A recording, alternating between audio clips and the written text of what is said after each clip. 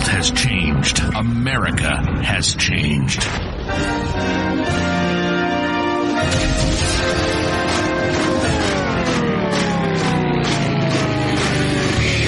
If something were to happen tomorrow, how self-sufficient would you be? Could you grow your own food? Could you sustain your own livestock? Could you survive?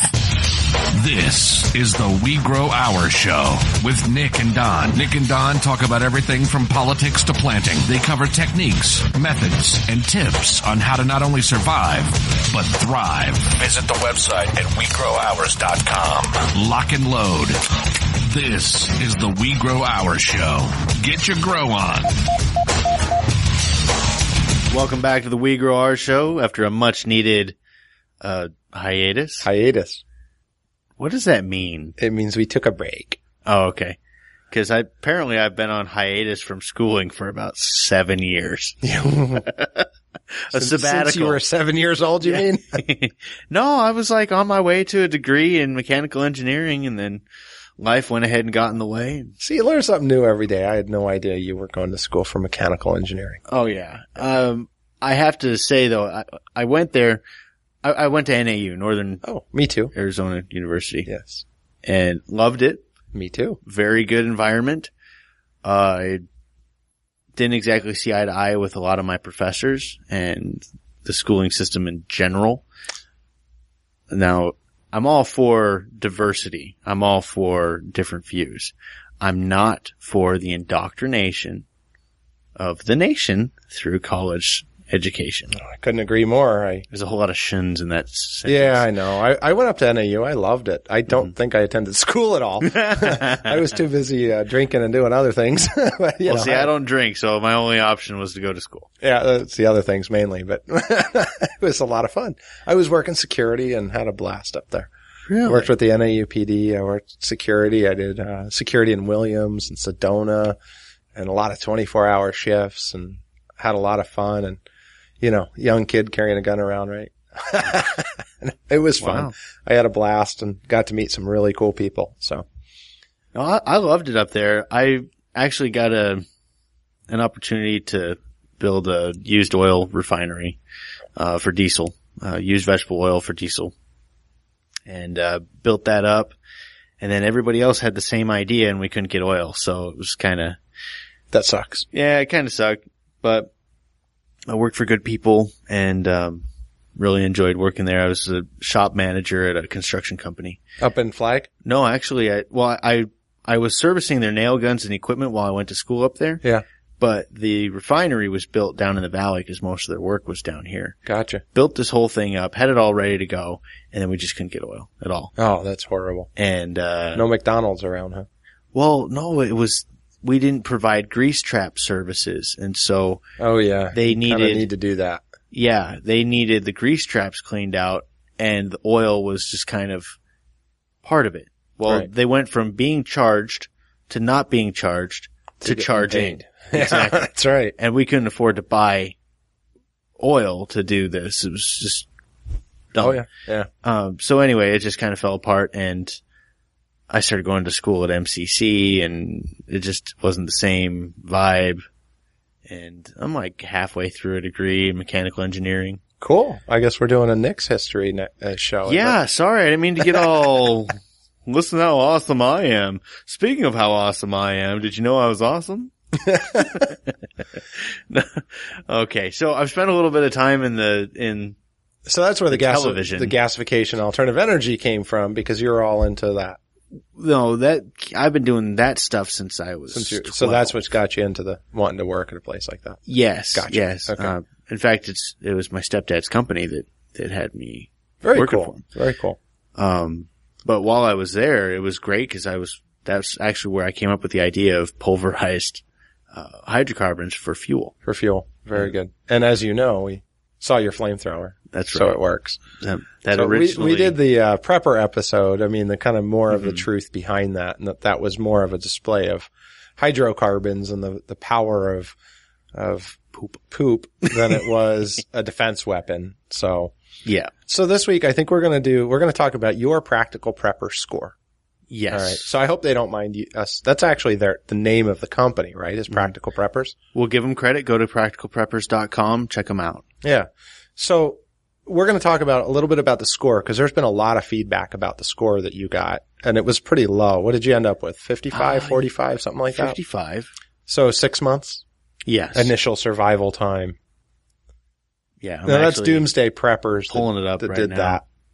So we wanted to kind of go through and get to something that some of our fans have asked us about. Some of the listeners have said, hey, we want to know about the nuts and bolts of how you get started in doing this. Now, we've done some things like that in past episodes. Mm-hmm. So this time we want to kind of take that and put it along with your Practical Preppers score and talk about some of the things that maybe we didn't see on the TV show. And then some of the things that people can do if they're not preppers, if they're, thinking of getting into that. And also remember, this is just about being prepared for anything, not necessarily prepared for Armageddon.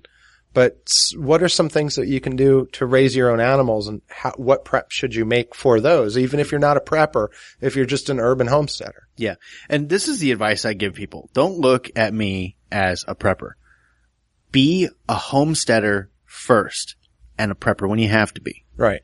It's not that we're all paranoid. It's the fact that, hey, crap happens. There's a lot of different type of preppings. Yeah. I mean, I know some people, personally who they store away a year's supply of food. Uh-huh. They've got a devoted room to it. They've got tons of weapons. They are not homesteaders, nor do they want to be. They do not want to raise their own food. They frankly don't care much about GMO. It's on their radar. It's not something that they're concerned with. They want to live the way they want to live, and they're ready to go down in that bunker and live down in a shelter for a year if they need to. They're ready to bug out to a cabin. They don't care about the urban homestead portion of it because they feel between the two places that they've got enough. That's probably what, in my mind, a true survivalist, true prepper is.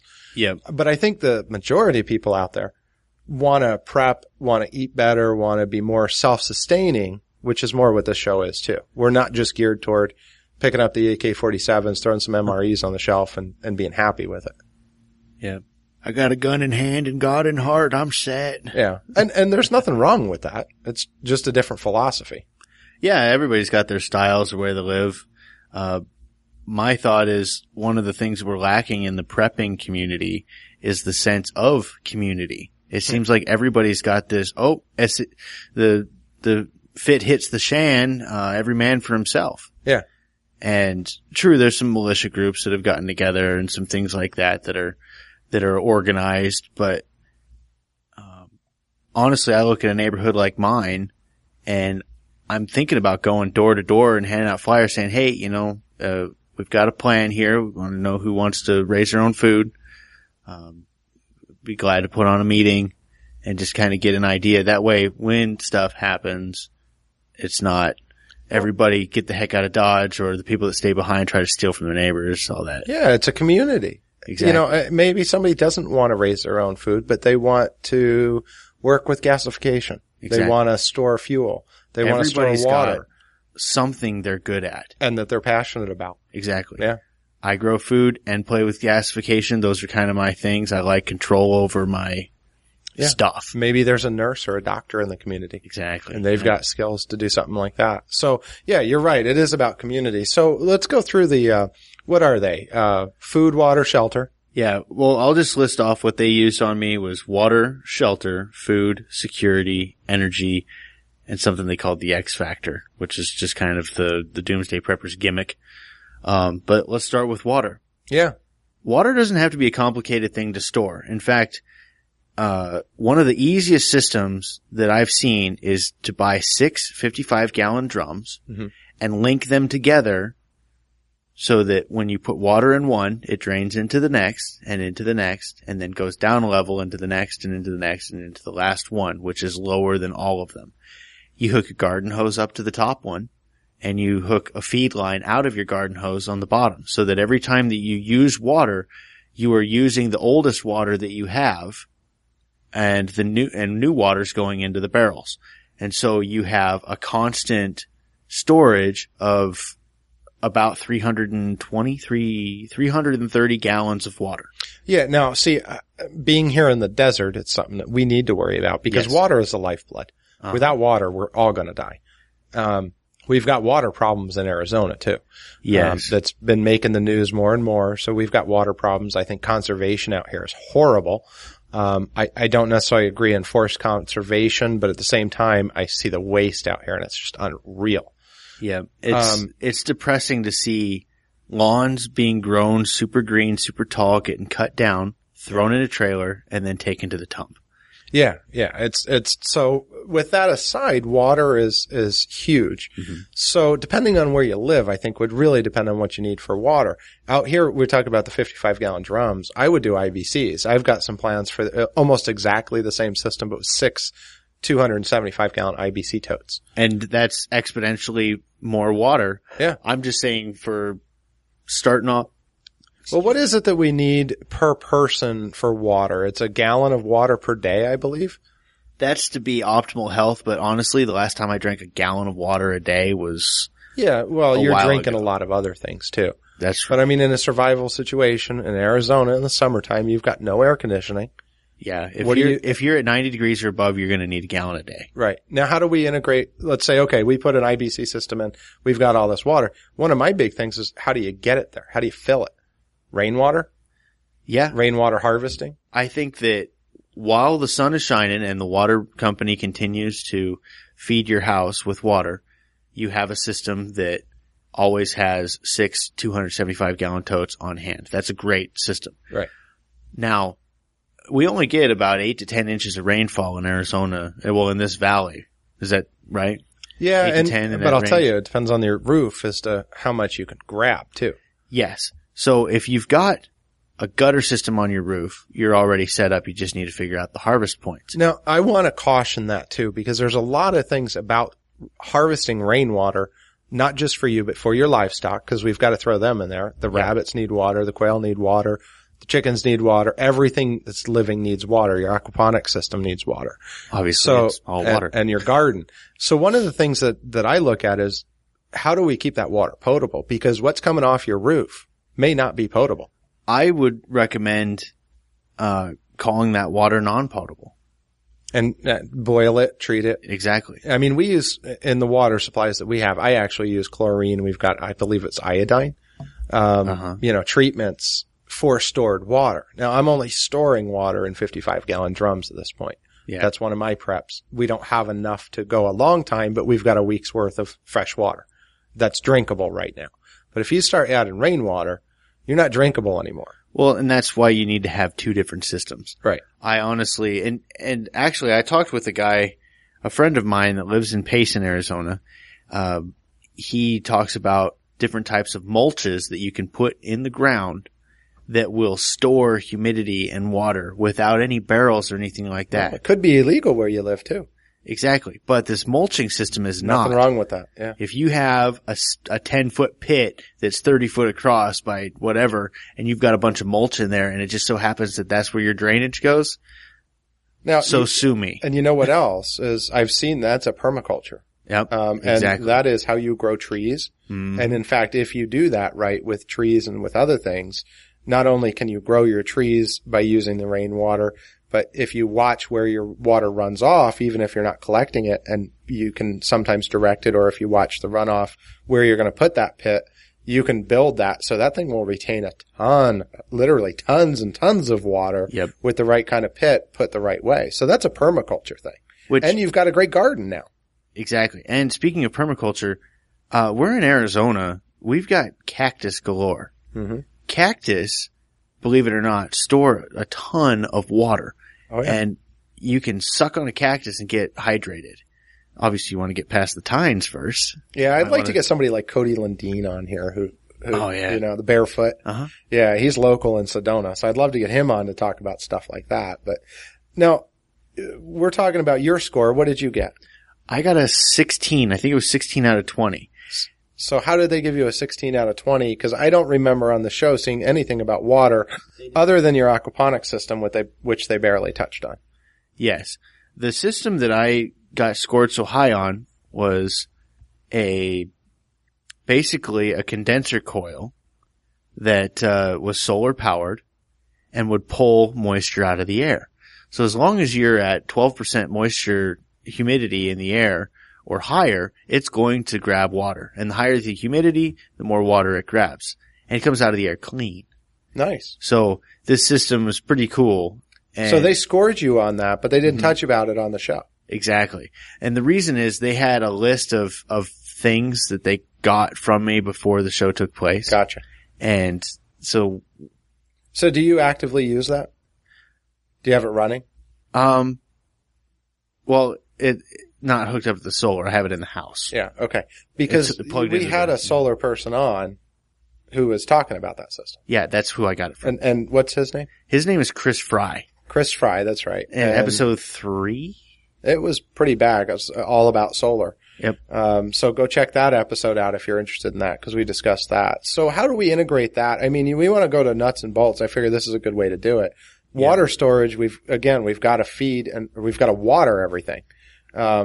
So if you're out there and you're doing any type of prepping and you're looking at the homesteading and kind of what to do, I think the animals, at least from what I've seen, even if it's non-potable, can survive much better. Unlike we can. The gut flora in the animals there's something different about it. They're drinking this water that doesn't necessarily have to be potable. So you have to worry about your roof and what's coming off of it, because you don't want to dump a bunch of chicken crap or a pigeon crab. Yeah, but even worse is some of the chemicals in the tar and things like that. Your roof tars and things like that. So, I mean, if you have a stainless steel roof or a metal roof. Because we've all got one of those. I mean, you're a golden right there. You just dump out some of the water when it first starts raining, and the rest is probably potable. But that's certainly something to look into, is what's coming in and can you use it to feed your livestock and then treat it for you. Also, remember that there are aquifers under the ground. Yes. The ones that they use for drinking are at 600 and 800 feet here in Arizona. Yeah. But one that they don't talk about is the watershed at 100 to 150. In some places it's 50 feet. Yeah. You can hand drill that. Yeah, out here that can be tough. Well, no, okay. The way you do that is you get a water pump. Yeah. And you force it through the PVC as it goes down. You can put a chisel head on. Copper is even better. Small copper. We've done that. Okay. Yeah. Well, I'm just saying that's a possibility as well. I won't go into the details, but there are people that will dig wells. Yeah. 100, 200 feet, and you don't need a permit as long as it's for livestock. Oh, really? Yeah. So check your local laws out on that. Check that out. I mean, don't that's quote even me on better. it. I mean, I know in Florida, my aunt is out there, and where they're at, they have a couple of hand pumps they put in.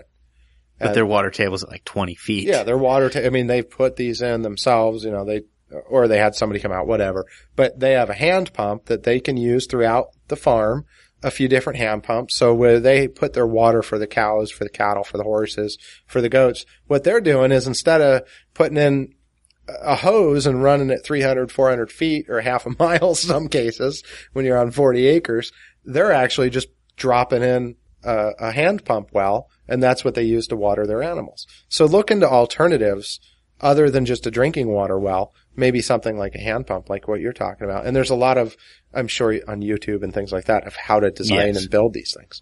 Yeah. And there's like a cutting substance that you can use. Yeah. So the next one was shelter. That's right. Shelter. And they scored me really low. They gave me a 9 out of. Well, and my guess at 9 out of 20 would be the homeowners association, being in a close-knit community. Yeah. It was amazing because it looked like you had so much property on that episode. Yeah. I mean, the greenhouse and, all that fun stuff. It was a pretty big lot for a homeowners association. Not bad for 2,500 square foot backyard. Amazing. So, I guess shelter it is what it is for what people have. Yeah. I mean, do your best with it. But I'm going to say don't forget your livestock shelter. We want to get to the nuts and bolts of things. Yep. And when you're building shelter, for your livestock, keep in mind that you are going to be out there working in it too. So just because it works for them doesn't mean you're going to like being in there. I built a shed in my backyard that was just small enough so that it would fit underneath of the back wall. Right. I didn't take into account that I used 2x6 for the roof, And so it was at 5'2" inside. So just give you a kink in your neck. Yeah, just enough that I'm sitting there sideways trying to get in there, and I'm just cussing it every day that I go in there. Finally, I made it so that the shed was like a giant chest of drawers, and I pulled the rabbit cages out on rails. Gotcha. Which, laziness produced innovation that time. Right. And so the whole rack of rabbits, there was 8 rabbits on each rack, and there was 3 racks. So I had 24 of them stuffed in this shed. Nice. That I could just slide out. And they were comfortable. They all had their own cages, but it was a 6 foot by 4 foot by 4.5 foot tall cage system that I just slid in there like a chest of drawers. That's awesome. But anyway, so design that with your rabbits in mind, your livestock in mind, but also you're going to spend a lot of time out there. So you want to be smart about. Yeah. I'll give you an example. Our goat setup. It's got a little roof on it. We put a little shelter in there for them. And we have where we have the fence and the gate open for that, we actually have to grab the goats, walk all the way around their little enclosure, or we have one on the other side of the yard. We hadn't really given it a whole lot of thought when it came to milking the goats, that we have a good track when it's raining or storming out. We've got to milk those goats twice a day, morning and night. No matter what the weather is, we've got to go get those goats, walk them all the way back to our breezeway, which is where we milk them, in a clean area. So you want it away from where your goats are. You want it away from where your chickens are and that kind of stuff. But at the same time, we didn't really take into account that trek of walking every day. And it doesn't sound like it's a big deal, but when you've got 8 goats and you've got maybe 4 or 5 female goats and you're milking them twice a day and it's raining out, that becomes a little bit of an issue. So when you do plan your homestead, look for the flow. Mm-hmm. I mean, in the shelter for all of your animals, look for the flow of manure as well. Yes. In fact, that's where I went wrong with my second system, is I didn't take into account that if something breaks, like a water line, everything's going to get wet. And I should have put in a cement floor. I saved $700 on the building by not putting in a cement floor, but I paid probably $4,000 worth of time when crap happened. Yeah. Up to my ankles in wet dookie. Yeah, and now that's mixed in with the mud on the bottom of your thing, and now you've got even bigger problems. Exactly. Because it's not like you just hose that out. No, you can't hose out mud. Mixed with poop. Poop, yeah. Yucky. Yeah, it was a bad situation. And then it smells, too. So when you're dealing with shelter, I think, get down to the nuts and bolts of that. Raised rabbit cages are phenomenal. I love having the raised rabbit cages because it gives me a lot of room to do what I need to underneath it for worm composting, things like that. And then put your compost pile close by when you're looking at that. Again, you want to look at the flow on that. So, yeah. And that's what's great. Rabbit manure doesn't stink when it's composting near as bad as other animals and stuff. So you can have that a little closer to your facility. I do have cages that go all the way to the floor. Right. To maximize space. So if you do have to, insulate and air condition your facility, you're making the most of the volume inside of the building. Sure. Otherwise, you're just wasting money if you're air conditioning open space above and below cages. Oh, absolutely. So absolutely. If you're going to do worms and stuff like that, have the poop condense elsewhere and then move it to the worm beds. Yeah, and we move out to an area that we also, when we clean out our chicken coop, what we use is straw for bedding in the chicken coop and in the goat pen. So we're pulling all that straw out and putting it on top of the manure. And that's how we're doing our layers. Oh, good. Yeah. And, so that makes a really good, exactly. So that makes a really good kind of layered system. And bringing water back into it, one of the interesting things I had seen, and it was actually on Doomsday Preppers, the crazy guy in the bathtub. Oh, yeah. It got me thinking, even in the winter, if you're in a place that freezes, if you can store your water in the middle of your compost pile in a sealed thing, that compost pile stays warm, and you can probably have fresh water that's not frozen, because that's an issue in some areas when it comes to your chickens and your goats and your rabbits. Well, even with cattle, we had to go down and bust the creek open. Exactly. So, you've got some options. Consider your environment with that too. And again, shelter is big for that. So shelter is big. We've got that covered. Why don't we go to food? Yeah. Woohoo! Yeah, man, my favorite. Yeah. I'm getting kind of hungry. Go home and eat some tilapia. Oh gosh, that sounds good. I got this. You got to come over for dinner because I got like this. Bring Cherie over. I got this. I think I told you last. He's like 5 pounds. Oh really? He's like got to be like 8 pounds now. This tilapia is Really? huge. I gotta. We're gonna eat. We're gonna eat this guy. I gotta. I mean, I just want to. I mean, one tilapia is gonna feed the whole family. I think this guy's huge. I got to get him out of there because he's so big now. Yeah. I don't. How big will they get? I don't know. I say don't let him know. go. Just see what happens. See what happens. Yeah. Because I have put those fish through torture this year.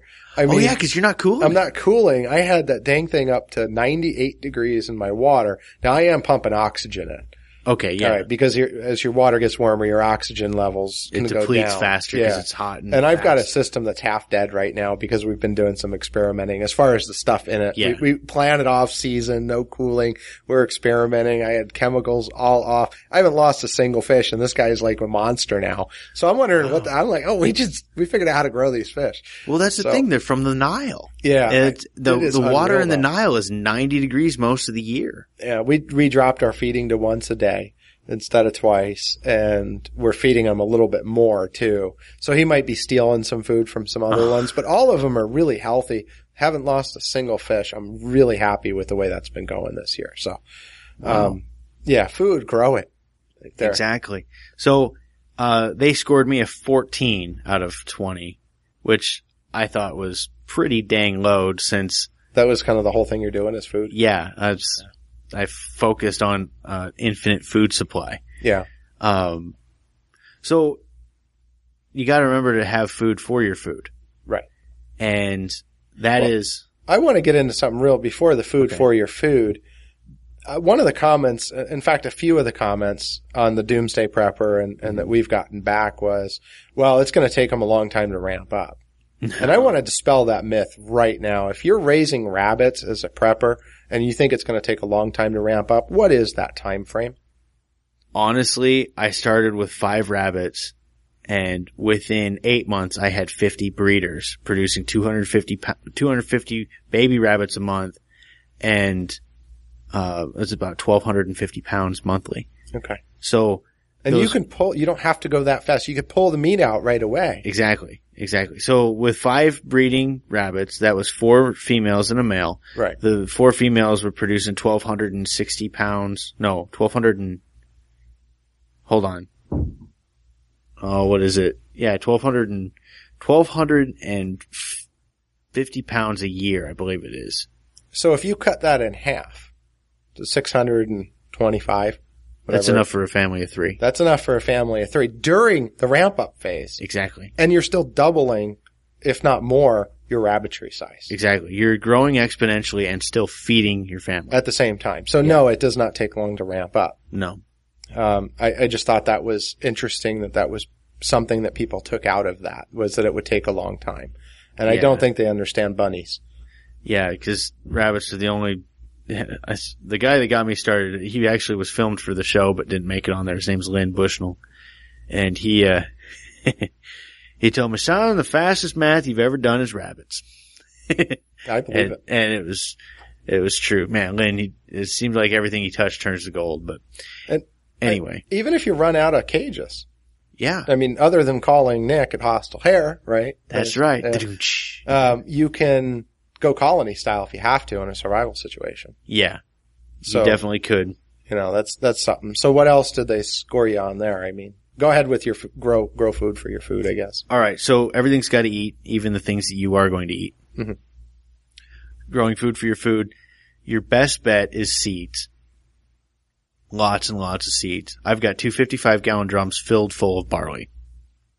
Barley seeds. Barley seeds. And, I believe they found seeds in the Egyptian, granaries, the spelt, which is what wheat used to be before we started messing with it. And it's been there for like 4,000 years or something, and it's still viable. So it keeps for a long time as long as it's dry and oxygen free. Right. So, keep seed on hand, and 1 pound of barley turns into 6 pounds of feed.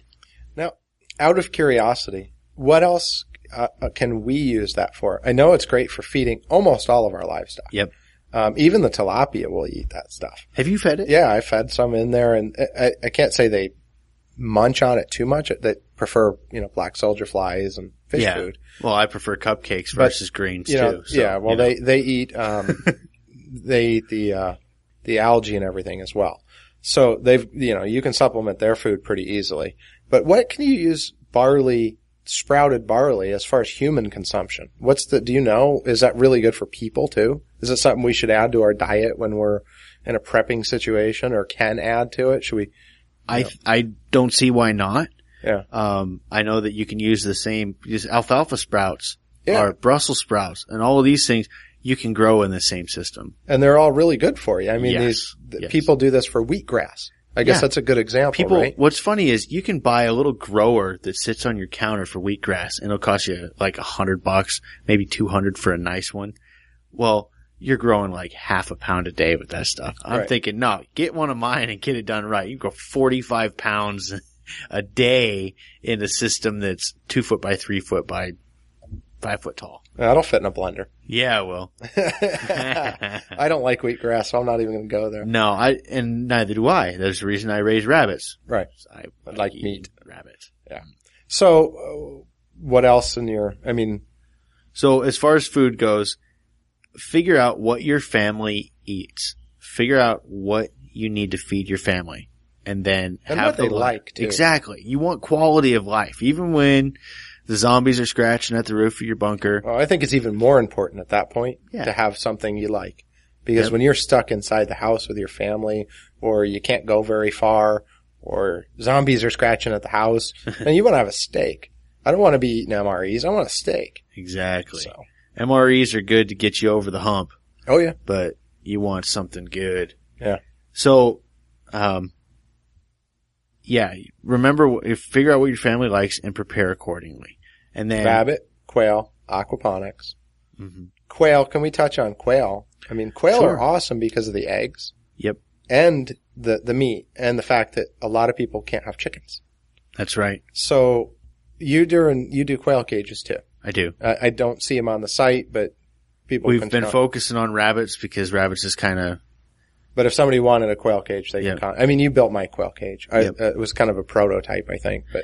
Yeah, we built that special to go over top of your aquaponics system. I love that cage. It's not over top of my aquaponics system, but it hangs in my chicken coop.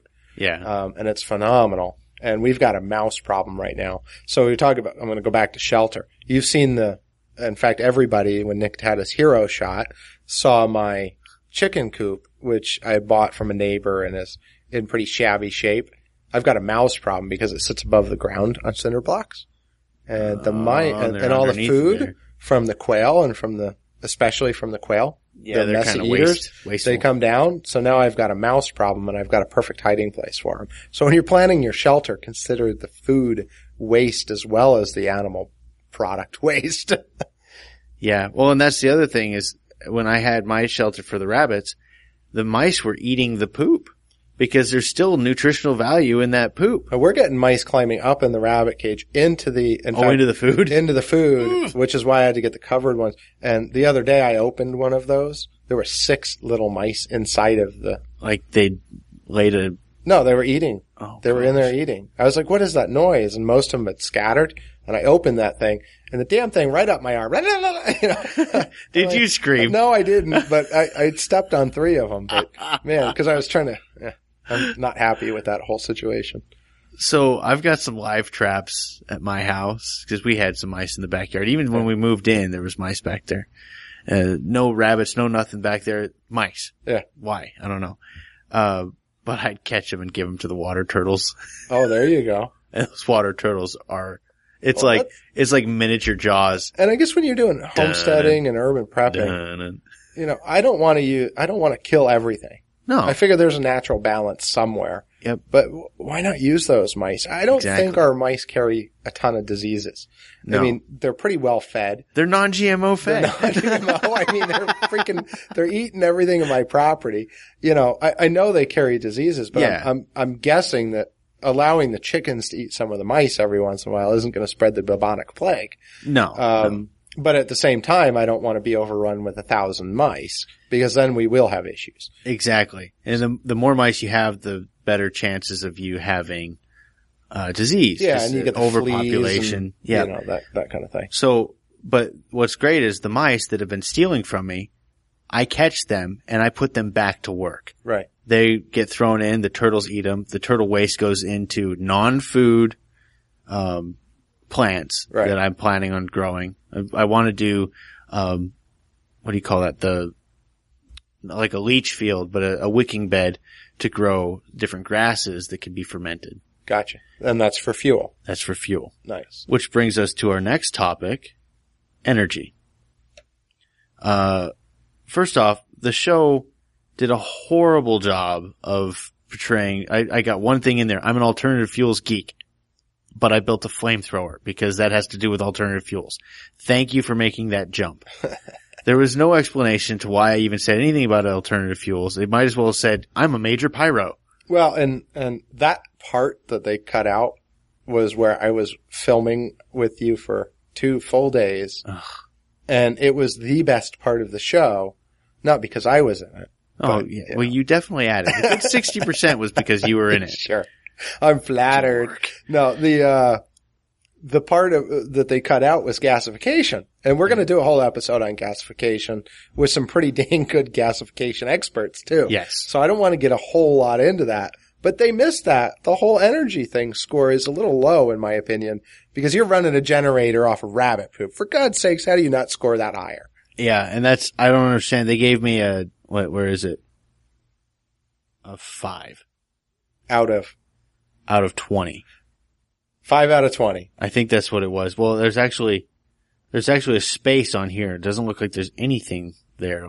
Was that part of your X Factor maybe or something? No, because they put the X Factor in as fodder, which they could have tied under food as well because I could eat the fodder. They didn't know. They didn't. Yeah. They missed the point on so much stuff. Yeah. You'd think that they'd hire some preppers to tell them what was trying to be accomplished. To their defense, I don't think they knew. Because Doomsday is the one that handed them the stuff. Yeah. And I don't think the explanation went with it. No, and I'm saying that Doomsday should hire people of the prepper mindset to say, okay, this is what they're trying to accomplish. Practical preppers is a prepper mindset. Yes, but they don't work. They're like contracted to come in. They don't see everything. Oh, I see. So some of the people that work for Doomsday ought to be able to explain it and translate it a little bit better. Some prepper mindset, not just some film guy or not just some dude that's in the middle of New York City and, takes a cab everywhere and no, I hear hasn't. The sound guy was pretty cool. Yeah, he was cool. Well, he was from, Brazil, right? Yeah. Anyway, it is just, so energy, I didn't really get scored very high. But anaerobic digestion, we've talked about that before. Gasification, all of these things actually change hydrocarbons into a usable fuel. Yeah. In fact, well, let me stop you because let me have you re-say that without the word hydrocarbons. Oh, I'm gonna slap you. I hated that so bad. Apparently hydrocarbon, I think I said this on the last episode, but hydrocarbon is too big a word for the simple folk watching the show. And I think every time I heard Nick in the 30 takes that were done try to explain something, he used the word hydrocarbon. And every time the guy stopped him and said, can you do it without that word? Can you do it a little bit more simple? Say, hey, how about you just have me film the word being said, hey, a hydrocarbon is fuel. Like define it up front. Define it up front and then people will follow along. That's called teaching. Maybe you guys should try it. Anyway, so energy, they scored me low, even though the whole point of me getting into rabbits in the first place was to create or to actually transfer energy efficiently. Right. So we'll follow up on. We've talked about the story, so go to the last episode. You'll hear that. Exactly. So next up, security. Everybody that's a prepper has guns. Yes. Guns are great. Not everybody. If you're one dude with a gun, you're an easy kill. Right. Get some friends, build a community up, like we're saying, If you're just one dude, maybe with your family, there's only so many guns you can shoot. So, yeah, be versatile so that you can use any gun. But the reality is you need a team. You need people around you. That's why I like the digging in idea versus bugging out. Yeah. No, I'm really lucky. You've met some of my neighbors. Oh, dude, you got crazy neighbors. I've got some crazy neighbors, which and they make like good neighbors. Well, and I like them because we all, hey, this is our property. If I'm doing something to piss you off, you let me know and we'll talk about it. And that's where it goes. And we'll figure out a way to remedy it. At the same time, we're not going to go freaking calling the police or putting in some kind of complaint with somebody or doing this or that or the other thing. If one of my neighbors pulls an AR out and shoots a drone out of the sky. It's for the good of the community. Which I'm not saying he did. But if he were to, shoot a drone out of the sky that some guy's flying around, I'm not going to go calling the police. I'm going to say, hey, when you do shoot that out of the sky, make sure the bullets don't come down on my house.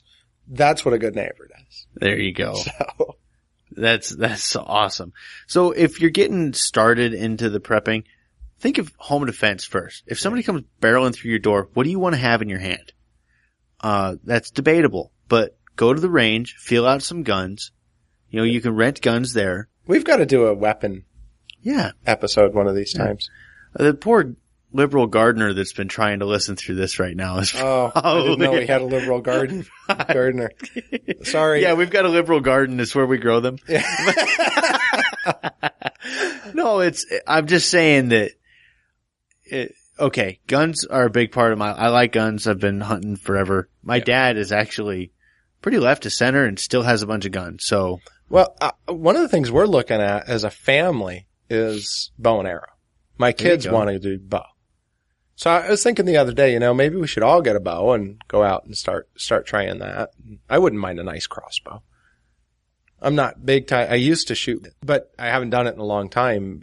I think it'd be fun. So it's not just guns. You can do other things, and it's hunting too. I mean, if you say I'll never pull the trigger on a person, just be aware that that's your choice if somebody comes, and maybe showing it to them is enough, but they're good chance they're going to use it against you at that point. So. Yeah. Figure something else out for security then. Exactly. Maybe a big dog. A really big dog and a big wall.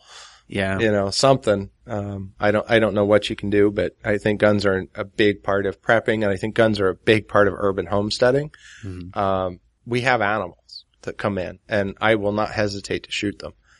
I don't see a whole lot of choice because, and I know people, you shouldn't shoot a coyote, or I'd never shoot a coyote or something like that. Well, when you've got a coyote coming in and it takes out 30 hens and 12 rabbits, you start thinking twice about whether you're going to shoot a coyote, because that's your survival. And to us, it's no longer just survival. It's part of our budget. Yeah. I can't afford to do other stuff. That's part of what we do to survive. That's how we feed our children. I'm going to shoot a coyote.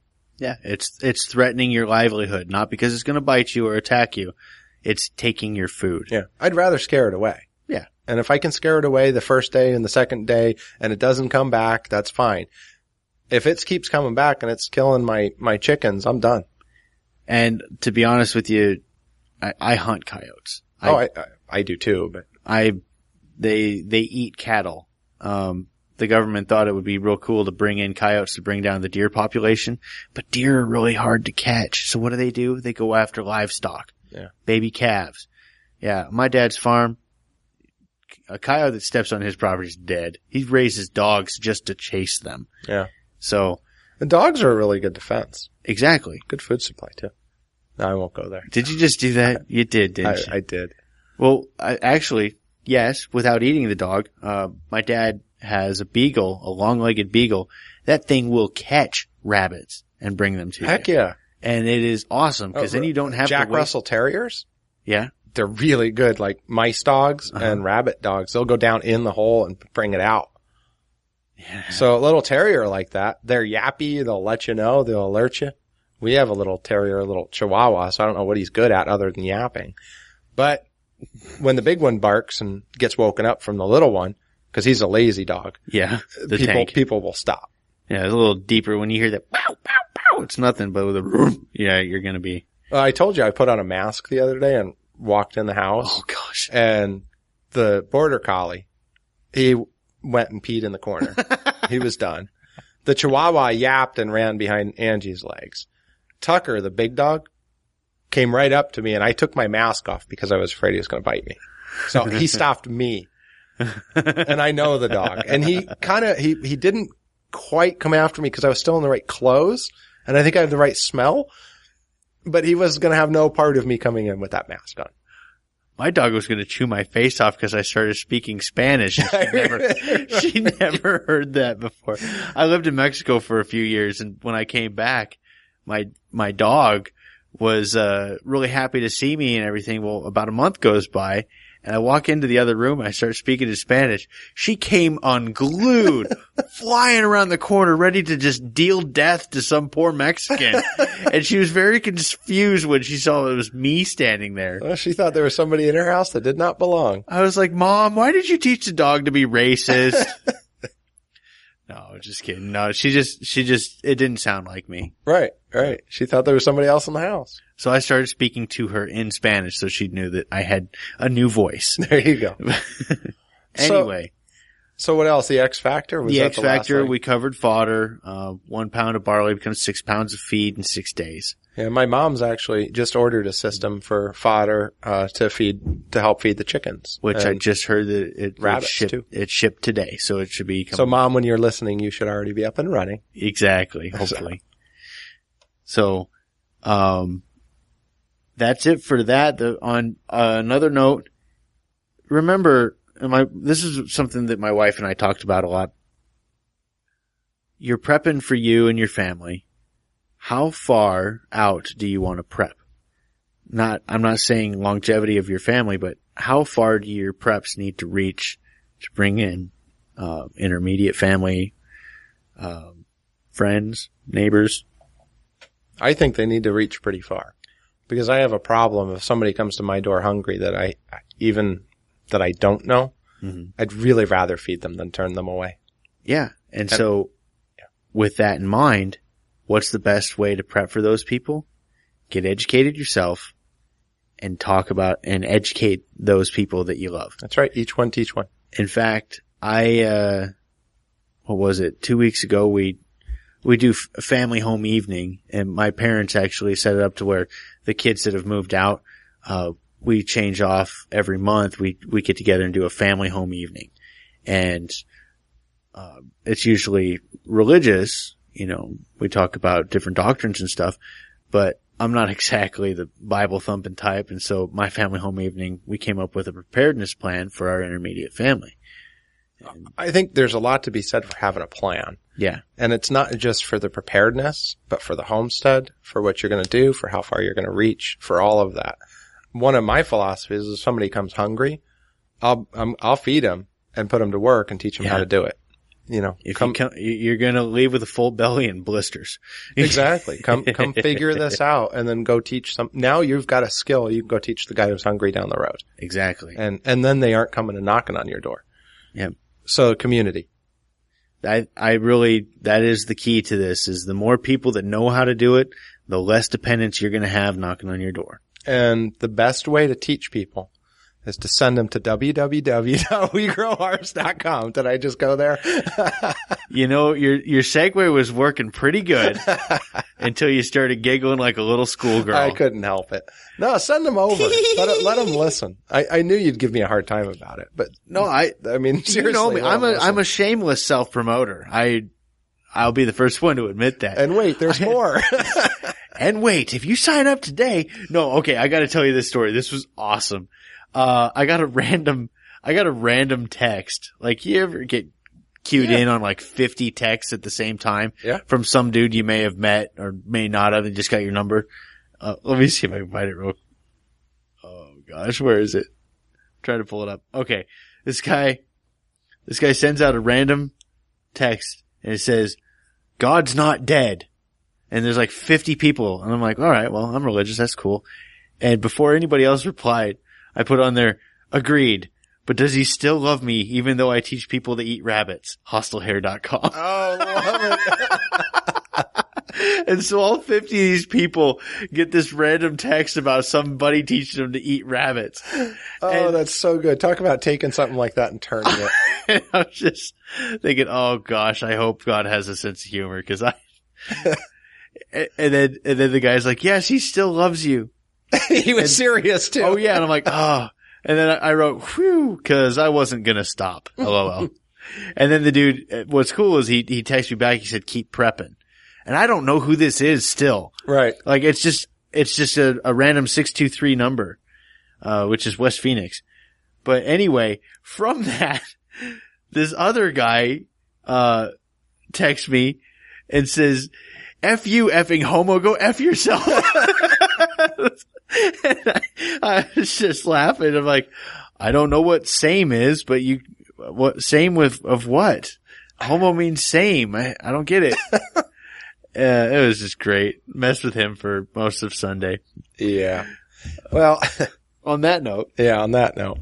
So nuts and bolts. And bolts plan. Water, food, shelter, livestock. Don't forget them when you're planning your preps. When you're planning your food, when you're planning everything, you've got to grow food for your food. You've got to have food for your feed. You've got to have water. You've got to have something to heat the water for you if you don't have, electricity, and to keep it from freezing up and if you're somewhere in the winter. So take all that into account. If you're planning to go out and buy all this cages and all this and do all this, take a step back, put a plan together, call Nick, call us, send us a voicemail, and calm down and let us help you with it. Because I've seen too many people that just kind of jump in and don't think about it. And that's exactly what I've done many a times. You're going to get overwhelmed. So start slow. Give us a call. We'll help you get on the right track. Yeah, we had a email, I think it was from one of the listeners. I've got a small aquaponics system. My chemicals something's going on. I've lost all my fish. I'm ready to give up. Well, one, you have to realize that you started with the small aquaponics system is the hardest one to start with. Yeah, because your fluctuation's crazy. Yeah, you're tiny. So, again, in water and when it comes to fish, you either filter or you dilute. Well, filtering is pretty tough in a small system, but you don't have any dilution there at all. So it's really hard to start small sometimes, whereas it's a lot easier and it's a lot easier to learn if you start kind of medium size, if you go to the IBC tote over the 20-gallon fish tank. Agreed. So just be careful what you're doing and reach out to the community around you. You've got us on Facebook, and we point to a lot of other groups out there too. If you're interested in getting, started on quail, Scott Yarish, who we had on, all about quail episode, has a really good Facebook group where you can go ask those questions. Okay, how many quail do I want to start with? What kind of cage system should I do? Where do I want to keep them? Maybe you didn't realize they were messy eaters. So things like that. So reach out to the community. Well, cool. On that note, let's wrap it up, eh? Eh? Eh? Sponsors and all that stuff. Yes, we have sponsors. Who do we have? Bud Out E-Cigs. There you go. 3 Valley locations as well as online. Go to WeGrowOurs.com and they're on the right. HostleHair.com, Ecopod Gardens, My Lavender Life. We're going to do a show on oil, so I'm looking forward to that and the whole lemon droppers thing. And if they're listening, that's going to be fun. So next week, I think we're going to do that one. She's a sponsor and she's my wife, so I don't know, take that whatever it is. And then what else? There's just Facebook. So many things I could say there. We're just go ahead, say it. Insert joke here. She's going to be here next week, so you go ahead and say anything you want. And she actually listens to the episode. Mine, I don't have to worry because she doesn't? No. She'll listen to the lemon one, or to the oils episode. Oh, okay. She's listened to every episode she's been on. My wife doesn't listen to it. She listened to the one she was on, I bet. She did because I played it for her family and they're all laughing the whole time. Yeah, I got Angie on that, and we were only like 3 episodes in it. We did a road trip. I was like, well, since we're in the car, we might as well have you listen to all the episodes. So I just played them back to back. We've got a road trip coming up to Colorado, which is about a 14, 15 hour drive each way. And we're almost at 30 episodes. Perfect. So since she's not listening. Yeah. So Bud Out e-cigs, Hostile Hair, EcoPod Gardens. Go to our website, wegrowours.com. Send us a voicemail. Send us feedback. wegrowours.com/askus. Facebook.com/wegrowours. Twitter.com/wegrowours. Anything else? No. Well, check out Nick's YouTube channel too if you get a chance. Yeah. We're going to have some more videos up there. Yeah, he's got some gasifier videos up there, which are pretty cool. I think. I think he's going to put a animal rights episode thing up. I keep linking out to it. I want everybody to see that. So kind of like the rant he did a couple episodes ago. Yeah. So yeah, come join us. Have fun. All right. Thanks for listening, guys. We'll catch you next week.